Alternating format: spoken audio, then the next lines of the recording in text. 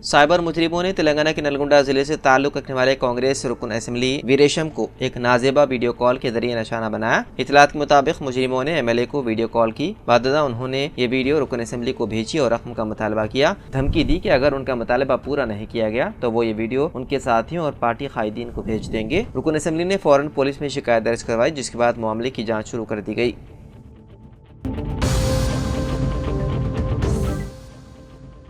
Playback ग्लोकारा कल्पना रघुवेंद्र ने खुदकुशी की कोशिश की, जिसके बाद उन्हें अस्पताल में दाखिल कराया गया। मुबैना तौर पर वो हैदराबाद के अपने रिहायशगाह में बेहोशी की हालत में पाई गई, जब उनका घर 2 दिन तक मुकफ्फल रहा, जिससे उनके हाउसिंग कॉम्प्लेक्स के सिक्योरिटी अमले में तशवीश पैदा हो गई। जब उनसे राब्ता करने की कोशिश की गई तो वो नाकाम रहे। ताहम रेसिडेंशियल एसोसिएशन ने उनके शोहर से राब्ता किया, जो इस वक्त चेन्नई में है और मदद करने से कासिर थे। उसके बाद पुलिस को इत्तला दी गई, जिसके बाद पुलिस ने कल्पना के मकान पहुंचकर जबरदस्ती अंदर दाखिल हुए तो कल्पना बेहोश पाई गई। उन्हें फौरी तौर पर खानी अस्पताल मुंतकिल किया गया, जहां उनका इलाज जारी है। इत्तलात के मुताबिक वो फिलहाल वेंटिलेटर पर हैं। मुकामी पुलिस मुख्तलिफ जावियों से तहकीकात कर रही है।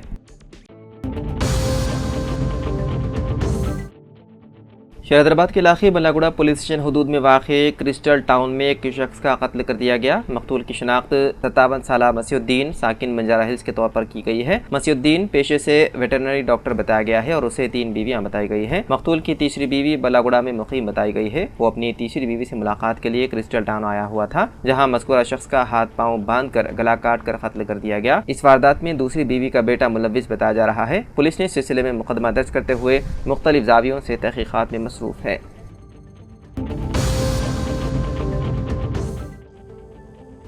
महाराष्ट्र में जीबीएस यानी कि गैलियन बेरी सिंड्रोम के केसेस में तेजी से इजाफा हो रहा है, जिसके बायस रियासती महकमे सेहत ने अलर्ट जारी किया है। अब तक 193 तस्दीक शुदा केसेस सामने आए हैं, जबकि 29 अफराद को मुश्तबा केसेस के तौर पर दर्ज किया गया है। इस बीमारी के सबब अब तक 11 अमवात हो चुकी है, जिनमें से 6 की तस्दीक जेबीएस से हुई है, जबकि 5 अमवात मुश्तबा केसेस में शामिल हैं। सबसे ज्यादा मुतासरा इलाका पुणे और उसके मदाफात हैं। पुणे म्यूनसिपल कॉर्पोरेशन के तहत 95, पुणे जिले के दीगर हिस्सों से 44 और प्राइमरी चिंचवाड़ म्यूनसिपल कॉर्पोरेशन से 33 केसेस दर्ज किए गए हैं। इसके अलावा पुणे के देही इलाकों से 36 और दीगर अदला से 14 केसेस रिपोर्ट हुए हैं।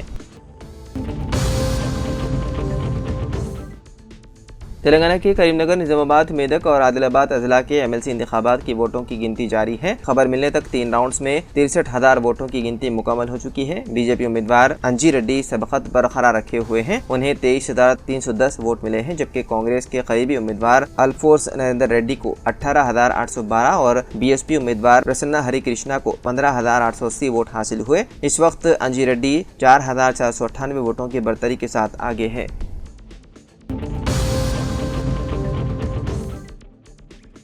रियासत भर में इंटरमीडिएट इम्तिहानात सख्त निगरानी के साथ शुरू हो गए हैं। चारशंबे के रोज पहले साल के तलबा ने सेकंड लैंग्वेज पेपर 1 का इम्तिहान दिया। इम्तिहान सुबह 9 बजे से दोपहर 12 बजे तक 3 घंटे तक जारी रहा। तलबा को इम्तिहान से 1 घंटा कबल यानी सुबह 8 बजे से सेंटर्स में दाखिले की इजाज़त दी गई, जबकि OMR शीट्स 8:45 बजे तकसीम की गई और 9:05 तक आने वाले तलबा को भी अंदर जाने की इजाज़त दी गई। जुमेरात को दूसरे साल के तलबा के इम्तिहानात का आगाज होगा।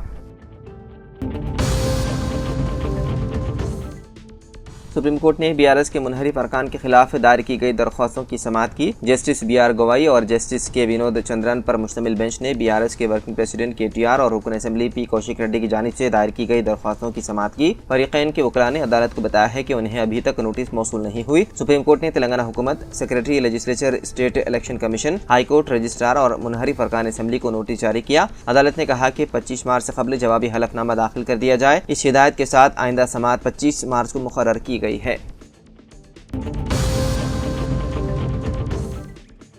बेगमपेट एयरपोर्ट से कमर्शियल फ्लाइट्स दोबारा शुरू होने का इम्कान। मरकजी हुकूमत बेगमपेट एयरपोर्ट से तैयारों की आमद-रफ्त का बहुत जल्द आगाज करने वाली है। बताया जा रहा है कि कमर्शियल फ्लाइट शुरू की जाएगी। 1930 में निज़ाम के दौरे हुकूमत में बेगमपेट एयरपोर्ट तामीर किया गया था, जो फिल वक्त एयरफोर्स स्टेशन के तौर पर काम अंजाम दे रहा है। 23 मार्च साल 2008 को शमशाबाद में राजीव गांधी इंटरनेशनल एयरपोर्ट तामीर होने के बाद बेगमपेट एयरपोर्ट से परवाज़ों की खिदमात को मुअत्तल कर दिया गया। बेगमपेट एयरपोर्ट में 1930 से 2008 तक तकरीबन 80 साल तक खिदमत अंजाम दी। फिलहाल VVIP और खानगी परवाज़ों को यहाँ उतरने और टेक ऑफ करने की इजाज़त है।